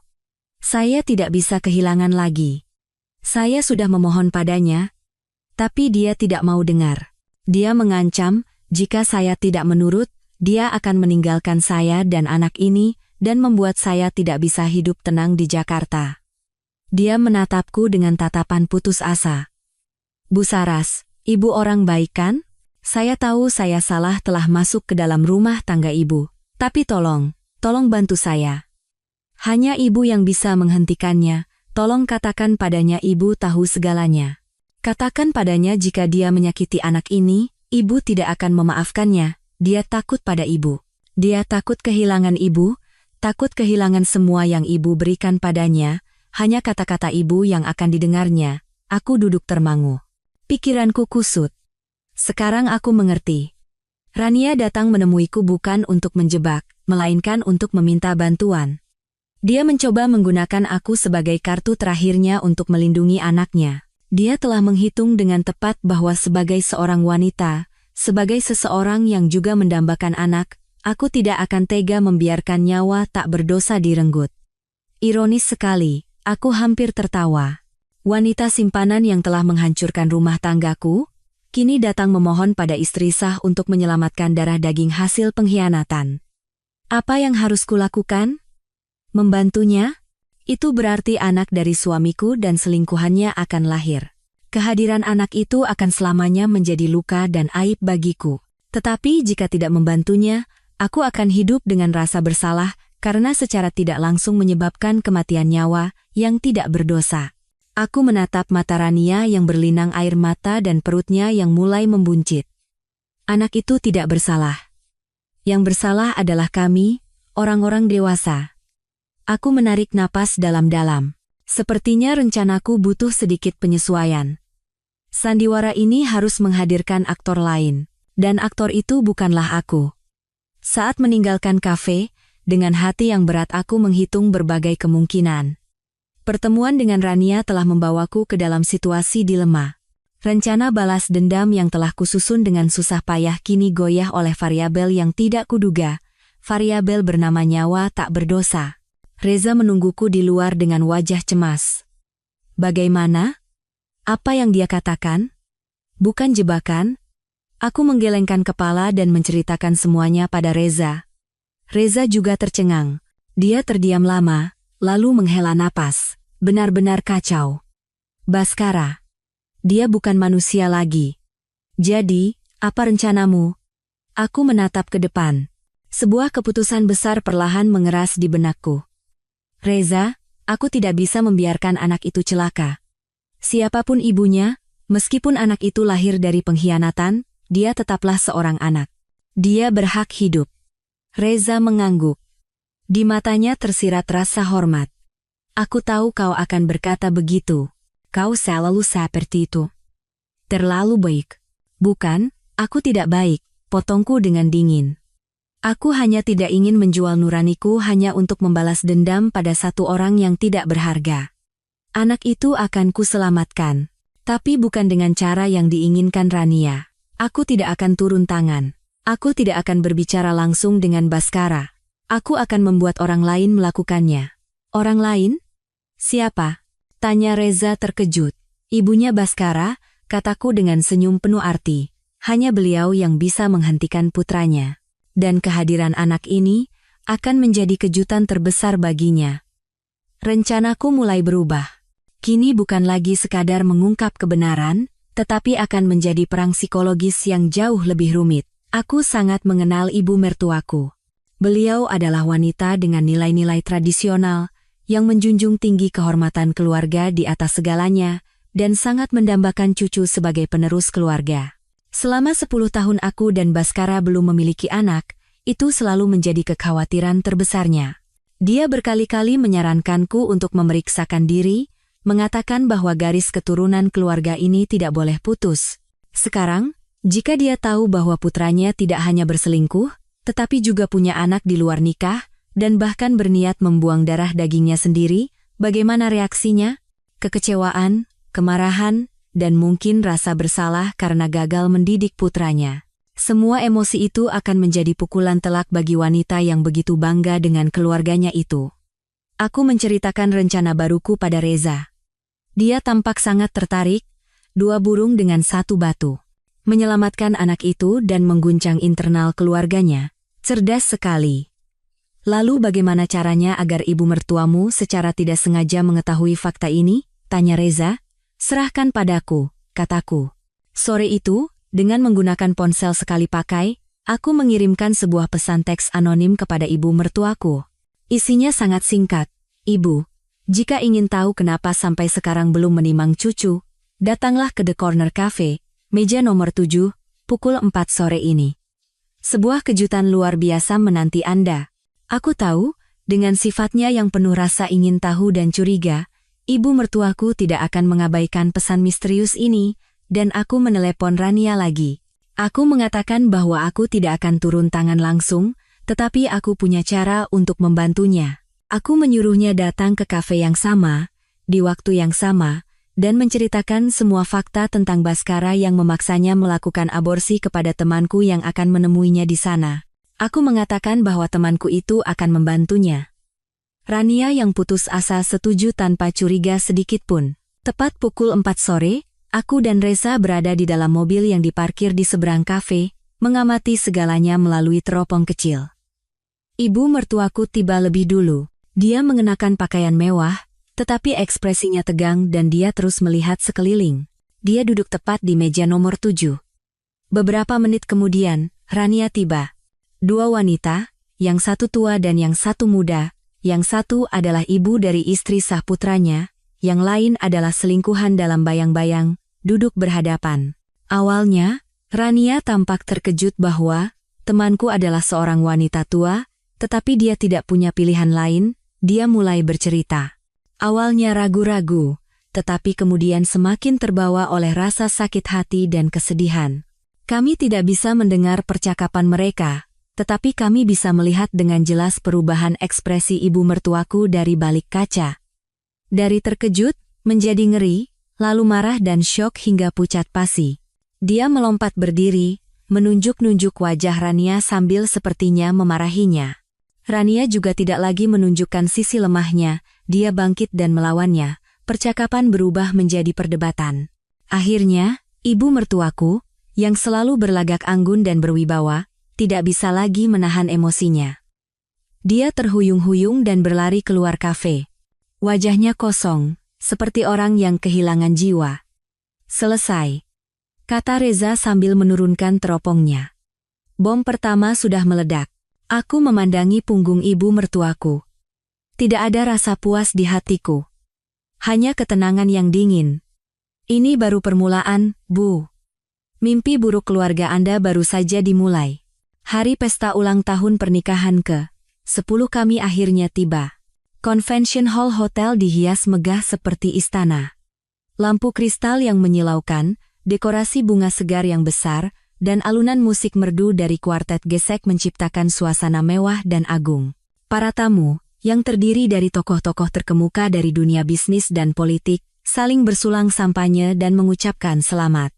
Semua mata tertuju pada kami, aku dan Baskara, sang protagonis pesta, simbol kesuksesan dan kebahagiaan. Aku mengenakan gaun berwarna anggur yang dirancang dengan indah. Kalung berlian hadiah dari Baskara berkilauan di leherku, tetapi tidak mampu menutupi dinginnya sorot mataku. Aku berdiri di samping Baskara, menggandeng lengannya, dan membalas senyuman para tamu. Aku memainkan peran sebagai istri yang bangga dan puas dengan sempurna. Baskara juga sama. Mengenakan setelan mahal dari Italia, dia terlihat tampan dan percaya diri. Dia sepertinya tidak tahu sama sekali bahwa ibunya, setelah bertemu Rania, telah murka padanya. Dia juga tidak tahu bahwa senyum bahagianya saat ini terlihat menjijikkan di mataku. Saat pesta mencapai puncaknya, pembawa acara mengundang kami ke atas panggung. Lampu sorot menyorot kami, dan ratusan pasang mata tertuju pada kami. Baskara mengambil mikrofon lebih dulu. Dia menatapku dengan tatapan penuh cinta dan memulai pidatonya. Dia berbicara tentang 10 tahun terakhir, tentang kesulitan yang telah kami lalui bersama. Dia memujiku sebagai istri yang luar biasa, penopang yang kokoh, dan sumber dari semua kesuksesannya. Tanpa Saraswati, tidak akan ada Baskara Wijoyo seperti sekarang, katanya dengan suara yang dibuat seolah-olah terharu. Tepuk tangan meriah membahana di seluruh ruangan. Banyak wanita menatapku dengan mata penuh iri dan kagum. Ayah dan ibu mertuaku yang duduk di barisan depan juga bertepuk tangan, tetapi senyum mereka sangat canggung. Mereka juga sedang memainkan sandiwara keluarga bahagia. Hanya orang tuaku yang menatapku dengan tatapan cemas. Mereka sepertinya tidak mengerti mengapa aku mengundang mereka ke pesta yang penuh kemunafikan ini. Setelah pidato Baskara selesai, giliranku tiba. Aku mengambil mikrofon darinya. Aku memandang sekeliling. Tatapanku berhenti pada Pak Dirgantara, presdir perusahaannya, yang duduk di meja VIP. Dia tersenyum padaku dan mengangguk. Aku tahu bahwa pelayan khusus Reza baru saja menyerahkan map itu padanya dan dia sudah membacanya. Aku menarik napas dalam-dalam dan tersenyum sangat cerah dan memesona. Para tamu yang terhormat, kedua keluarga, dan teman-teman tercinta. Saya sangat tersentuh dengan kata-kata suami saya. Aku memulai dengan suara yang jernih dan manis, 10 tahun. Sebuah perjalanan panjang yang penuh kenangan. Suami saya selalu menjadi suami yang luar biasa dan pria teladan bagi saya. Karena itu, untuk membalas cintanya dan merayakan 10 tahun kami, saya telah menyiapkan sebuah hadiah istimewa. Sebuah video singkat yang berisi momen-momen paling berkesan dalam perjalanan cinta kami. Saya harap kita semua bisa menikmatinya bersama. Aku memberi isyarat pada tim teknis. Lampu ruangan meredup, dan semua mata tertuju pada layar besar di atas panggung. Semua orang menahan napas, menunggu. Video dimulai. Sesuai skenario, foto-foto bahagia kami ditampilkan dengan iringan musik latar yang manis. Foto pernikahan, foto liburan, senyuman yang tak terhitung jumlahnya. Terdengar bisikan kekaguman dari para tamu. Baskara berdiri di sampingku, merangkul pinggangku dengan ekspresi bangga. Dia pikir ini adalah kejutan romantis yang kusiapkan untuknya.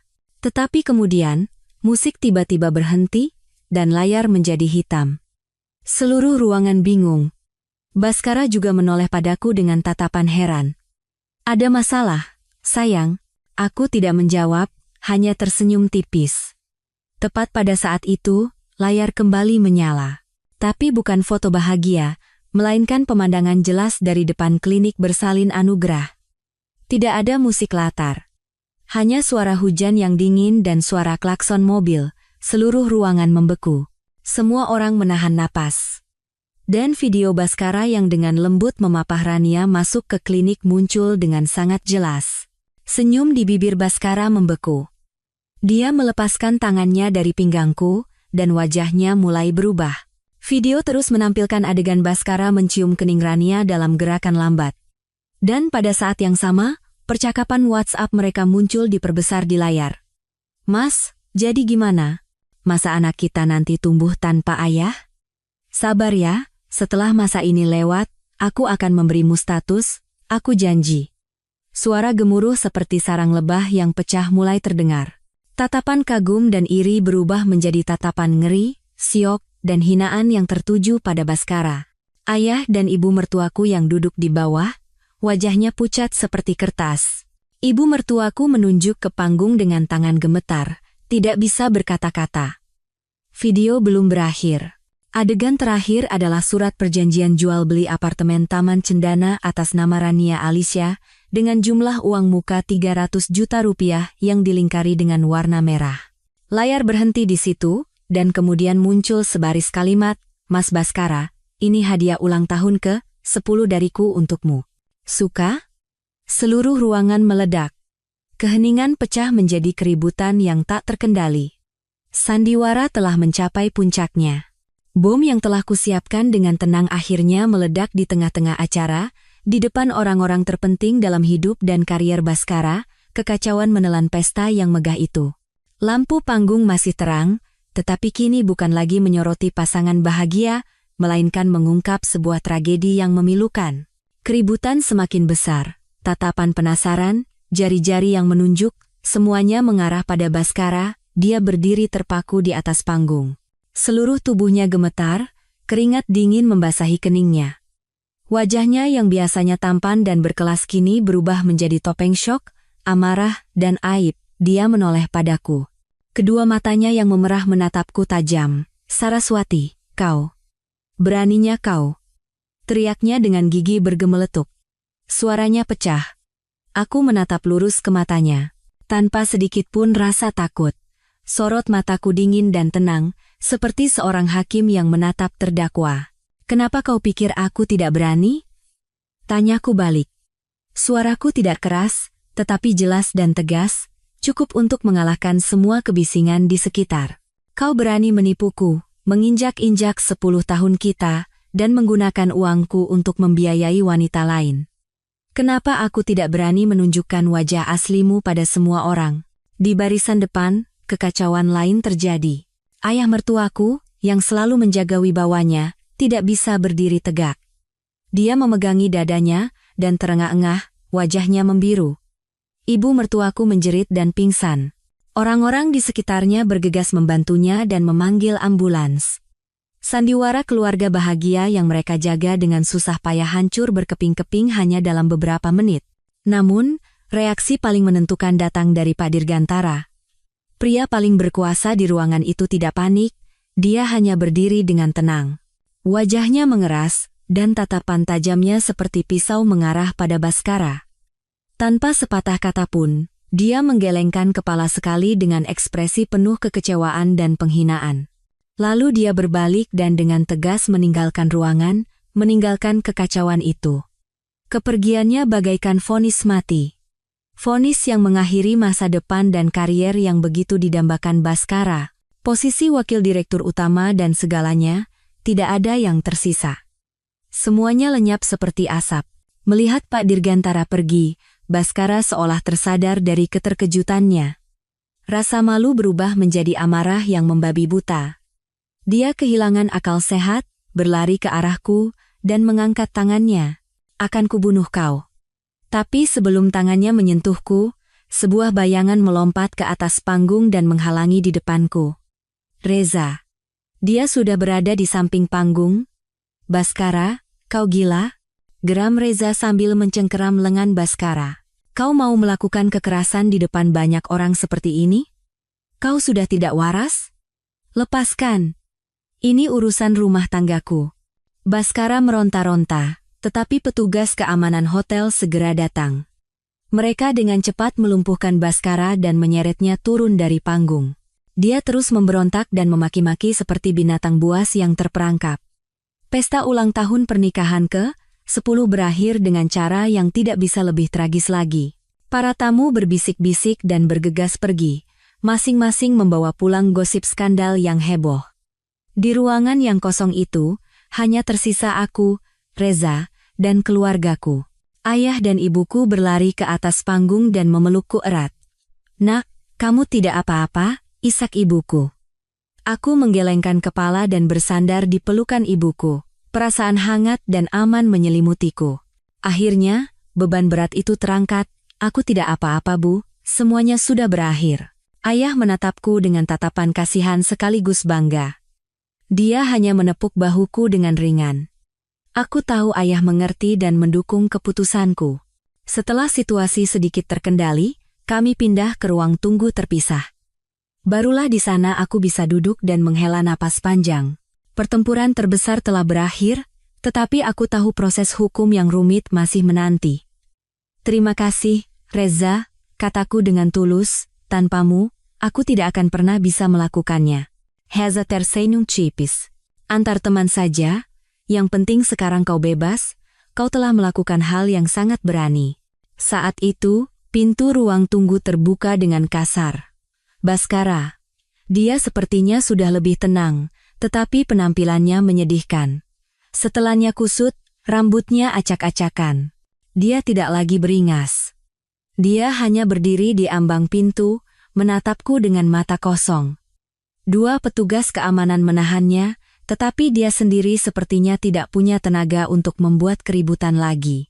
Semua orang terdiam. Ayahku bangkit hendak mengatakan sesuatu, tetapi aku memberi isyarat untuk menahannya. Aku bangkit dari kursi, dan berjalan menghampiri Baskara. Percakapan terakhir, penutupan yang jelas, sangat diperlukan. "Masih ada yang mau kau katakan?" tanyaku dengan suara tanpa emosi. Baskara menatapku, bibirnya bergerak-gerak, tetapi tidak ada kata yang keluar. Keangkuhan dan kepercayaan dirinya telah lenyap.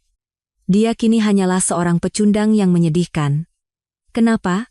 akhirnya dia berbisik. "Kenapa harus sejauh ini?" Aku menatap lurus ke matanya. "Karena kau pantas mendapatkannya, Mas Baskara. Kau yang menghancurkan semuanya dengan tanganmu sendiri. Jangan salahkan aku." Dengan kata-kata itu, aku berbalik. Aku tidak ingin melihat wajahnya sedetik pun lebih lama. Aku melewatinya. Pintu ruang tunggu tertutup, dan 10 tahun hidupku bersama pria itu resmi berakhir. Di tempat yang telah dilanda badai, tersisa keheningan yang aneh. Kehampaan dan kelelahan yang datang setelah kemarahan dan adrenalin mereda. Malam itu, aku tidak kembali ke rumah yang pernah menjadi surga kami, tetapi kini telah menjadi reruntuhan kebohongan. Aku pergi bersama orang tuaku dan Reza ke rumah masa kecilku. Tempat di mana setiap sudutnya menyimpan kenangan damai. Aku tidak menangis atau banyak bicara. Aku hanya diam-diam masuk ke kamar lamaku, merebahkan diri di tempat tidur yang familiar, dan tertidur lelap tanpa mimpi. Itu adalah tidur pertamaku dalam beberapa minggu tanpa ketegangan, tanpa sandiwara, tanpa ketakutan. Saat sinar matahari pagi menyusup melalui jendela dan menciptakan berkas cahaya di lantai, aku terbangun, tubuhku terasa sangat ringan. Seolah-olah beban berat yang telah menindihku selama 10 tahun terakhir telah terangkat. Beberapa hari berikutnya, seperti yang telah kuduga bersama Reza, kisah pesta ulang tahun pernikahan yang menentukan itu menyebar seperti bom di media dan media sosial. Video yang kutayangkan tidak bocor seluruhnya karena kontrol keamanan, tetapi melalui mulut ratusan tamu, apa yang terjadi di pesta itu diceritakan kembali dalam berbagai versi. Namun, inti dari semua cerita itu sama. Baskara Wijoyo, seorang direktur pemasaran yang menjadi panutan pria berkeluarga, telah diungkap perselingkuhan, penipuan, dan penggelapannya oleh istrinya sendiri, tepat di hari perayaan cinta mereka. Saham grup perusahaan tempatnya bekerja sempat anjlok. Jajaran direksi, termasuk presidir yang dipermalukan dan pergi begitu saja, tidak tinggal diam. Hanya 2 hari kemudian, sebuah siaran pers singkat namun tegas dirilis. Grup perusahaan memutuskan hubungan kerja secara resmi dengan Bapak Baskara Wijoyo, setelah mempertimbangkan bahwa tindakan amoral serius yang dilakukannya bertentangan dengan nilai-nilai inti perusahaan dan berdampak negatif pada citra perusahaan. Posisi wakil direktur utama, yang begitu didambakan Baskara hingga rela mengorbankan segalanya, bahkan kemanusiaannya, kini menjadi mimpi yang jauh, ilusi yang hancur. Karier yang dibangunnya di atas pengorbanan masa mudaku selama 10 tahun, hancur total dalam semalam. Keluarganya juga tidak luput dari pusaran aib. Rumah mereka yang dulu angkuh kini mengunci pintu. Mereka tidak punya keberanian untuk menghadapi tetangga atau menerima telepon dari kerabat yang penuh sindiran. Ibu mertuaku, yang sangat terkejut, bukan lagi bersandiwara, tetapi benar-benar dirawat di rumah sakit. Ayah mertuaku yang patriarkal dan berwibawa, rambutnya memutih dalam semalam. Cangkang sempurna keluarga bahagia yang mereka jaga dengan susah payah telah hancur berkeping-keping, memperlihatkan kebenaran yang busuk dan buruk. Nasib Rania juga tidak berbeda. Setelah insiden itu, identitas dan ceritanya dengan cepat terungkap oleh para netizen. Dia dipecat dari perusahaan, dijauhi oleh teman-temannya, dan menjadi pusat caci maki. Tidak tahan dengan tekanan, dia diam-diam menghilang dari Jakarta dengan membawa darah daging Baskara di dalam kandungannya. Memulai pelarian menuju masa depan yang tidak pasti. Itulah akhir yang menyedihkan dari sebuah hubungan yang dibangun di atas perhitungan dan kebohongan. Sementara dunia luar ramai dengan dampak cerita itu, aku memilih untuk diam. Semua proses hukum kuserahkan pada Reza. Berkat bukti-bukti yang tak terbantahkan, proses perceraian berjalan sangat cepat. Baskara, yang telah kehilangan segalanya, sepertinya tidak punya tenaga lagi untuk melawan atau berdebat. Dia diam-diam menandatangani surat perjanjian cerai. Dia setuju untuk pergi dengan tangan kosong. Rumah, mobil, dan sebagian besar harta bersama yang pada dasarnya adalah hasil dari uang dan usahaku kembali kepada pemiliknya yang sah menurut hukum. Di hari aku menerima surat putusan cerai, aku tidak merasa puas atau senang. Hatiku anehnya terasa damai. Sebuah lembaran dari buku tua yang penuh dengan penderitaan dan air mata akhirnya telah ditutup. Aku tidak buru-buru kembali bekerja. Aku tahu jiwaku butuh penyembuhan. Aku memberitahu orang tuaku bahwa aku butuh perjalanan yang sangat jauh untuk menemukan kembali diriku sendiri. Orang tuaku, yang telah mengetahui segalanya, diam-diam mendukungku. Pergilah, nak, kata ayahku. Pergilah kemanapun kau mau. Asalkan hatimu bisa tenang, itu sudah cukup, begitulah perjalananku dimulai. Sebuah perjalanan tanpa jadwal atau tujuan yang pasti. Aku memutuskan untuk pergi ke Eropa, tanah kuno yang telah lama kuimpikan. Yang mengejutkan, Reza juga ikut dalam perjalanan itu. Dia bilang liburan yang telah direncanakannya sejak lama kebetulan bersamaan. Aku tahu itu hanya alasan. Dia ikut karena mengkhawatirkanku. Dia tidak mengucapkan kata-kata penghiburan yang klise. Dia hanya diam-diam menemaniku. Terkadang sebagai teman seperjalanan yang menjelajahi jalan-jalan asing bersama, terkadang sebagai konselor yang dengan sabar mendengarkan ceritaku yang tak berujung selama berjam-jam. Saat berdiri di depan Koloseum Roma, yang telah menyaksikan naik turunnya sejarah, tiba-tiba penderitaanku terasa sangat kecil. Jika kekaisaran besar saja bisa runtuh, apalagi sebuah pernikahan yang dibangun di atas kebohongan. Kekokohan reruntuhan berusia ribuan tahun itu seolah memberiku kekuatan. Bahwa semua luka pada akhirnya akan menjadi bagian dari sejarah, dan manusia harus terus hidup dengan tegar. Di Paris, kota cinta, aku tidak lagi merasa sakit hati melihat pasangan yang berjalan di sepanjang sungai Seine. Aku duduk sendirian di sudut kafe kecil, minum kopi, dan mengagumi cahaya menara Eiffel yang menghiasi langit malam. Aku menyadari bahwa kebahagiaan tidak harus datang dari orang lain. Kebahagiaan terkadang cukup dengan berada sendirian dengan tenang, melakukan apa yang kusukai, menjadi diriku sendiri. Reza selalu ada di sana. Menjaga jarak yang pas, tidak melanggar ruang pribadiku, tetapi selalu siap saat aku membutuhkannya. Dan akhirnya, di Santorini, pulau surga yang khas dengan kubah putih dan birunya, sesuatu di dalam diriku benar-benar berubah. Sore itu, kami duduk berdampingan di ujung tebing, memandangi matahari terbenam yang perlahan tenggelam di Laut Aegea. Pemandangan langit yang diwarnai oleh semburat jingga yang membara begitu indah hingga membuat napas tertahan. Di saat yang begitu hening dan damai itu, Reza tiba-tiba menggenggam tanganku. Tangannya hangat dan kokoh. Saras, katanya pelan. Masa lalu sudah di belakang. Itu adalah pelajaran, bukan hukuman seumur hidup. Kau punya keberanian untuk mengakhirinya. Sekarang, kau juga punya keberanian untuk memulai babak baru. Aku menatap matanya. Mata yang tulus, hangat, dan penuh kepercayaan. Di dalam matanya, aku melihat rasa hormat, pengertian, dan kasih sayang yang dalam yang selama ini coba disembunyikannya. Aku tidak langsung menjawab, hanya menggenggam tangannya lebih erat. Air mata kembali mengalir, tetapi kali ini adalah air mata kelegaan, rasa terima kasih, dan harapan yang baru tumbuh. Ketika kami kembali ke Indonesia, aku telah menjadi orang yang sama sekali berbeda. Aku memutuskan untuk tidak kembali mengelola klinik kecantikan. Aku menyerahkan bisnis itu kepada pemilik baru dan hanya menyisakan sedikit saham. Aku ingin memulai sesuatu yang baru, sesuatu yang lebih berarti, sesuatu yang benar-benar milikku. Aku teringat hari-hari di mana aku merasa putus asa dan tidak berdaya saat menemukan kebenaran. Aku ingat kesepian karena harus menanggung semuanya sendirian. Dan aku tahu, ada banyak wanita lain di luar sana yang mengalami penderitaan serupa, tetapi tidak semua orang cukup beruntung, cukup kuat, atau memiliki sumber daya yang cukup untuk mengatasinya. Dengan bantuan hukum dan dukungan moral dari Reza, aku mendirikan sebuah yayasan amal bernama Pagi Yang Baru. Sebuah yayasan yang memberikan bantuan hukum gratis, konseling psikologis, dan modal awal bagi para wanita korban kekerasan dalam rumah tangga dan penipuan pernikahan, untuk membantu mereka keluar dari kehidupan yang buntu dan memiliki keberanian serta sumber daya untuk memulai dari awal lagi. Kisahku berubah dari tragedi pribadi menjadi kisah inspiratif bagi banyak orang. Aku menggunakan pengalamanku yang menyakitkan untuk memberikan seminar, berbagi cerita, dan membantu wanita lain menyadari bahwa mereka tidak sendirian, bahwa diam dan sabar bukanlah sebuah kebajikan, dan bahwa setelah hujan selalu ada pelangi. Pekerjaan baru ini membuatku sibuk.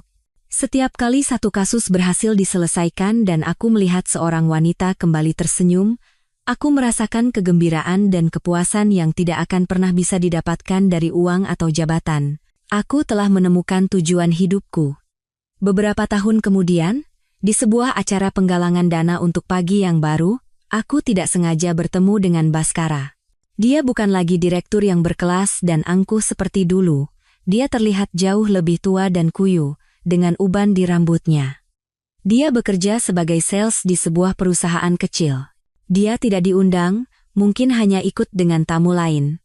Dia berdiri di sudut, diam-diam menatapku yang bersinar penuh percaya diri di atas panggung. Di sisiku, berdiri Reza, suamiku saat ini dan salah satu pendiri yayasan. Pandangan kami bertemu sejenak.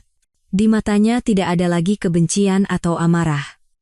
Hanya penyesalan yang terlambat dan sedikit rasa kagum. Dari kejauhan, dia sedikit menundukkan kepala padaku, lalu diam-diam berbalik dan menghilang di antara kerumunan. Aku memandangi punggungnya. Tidak ada gejolak apapun di hatiku. Semua kebencian dan rasa sakit telah benar-benar hilang seiring waktu, hanya menyisakan kedamaian. Dia punya hidupnya, dan aku punya hidupku. Kami telah menjadi dua garis paralel yang tidak akan pernah bertemu lagi. Malam itu, setelah acara selesai, aku dan Reza berjalan-jalan di Taman Suropati. Angin malam yang sejuk membawa aroma rumput yang lembut. Dia dengan lembut merangkul bahuku dan memberikan ciuman ringan di kepalaku. Lagi mikirin apa? Lagi mikir betapa anehnya hidup ini, aku tersenyum sambil menyandarkan kepala di bahunya. Saat satu pintu tertutup, rasanya seperti dunia kiamat. Tapi ternyata, itu hanya untuk membuka pintu lain yang lebih baik dan lebih cerah. Aku telah kehilangan sebuah keluarga yang dibangun di atas kebohongan. Tetapi kini, aku telah mendapatkan keluarga baru yang lebih utuh dan tulus, kebahagiaan yang baru. Aku telah menemukan kembali diriku sendiri, Saraswati, yang kuat, mandiri, dan tahu cara mencintai. Sandiwara dalam hidupku, babak tragedi itu, telah resmi berakhir. Dan mulai sekarang, di atas panggung kehidupanku, aku akan menulis naskah baru dengan tanganku sendiri. Babak-babak yang hanya diisi dengan kegembiraan, cahaya, dan kebahagiaan.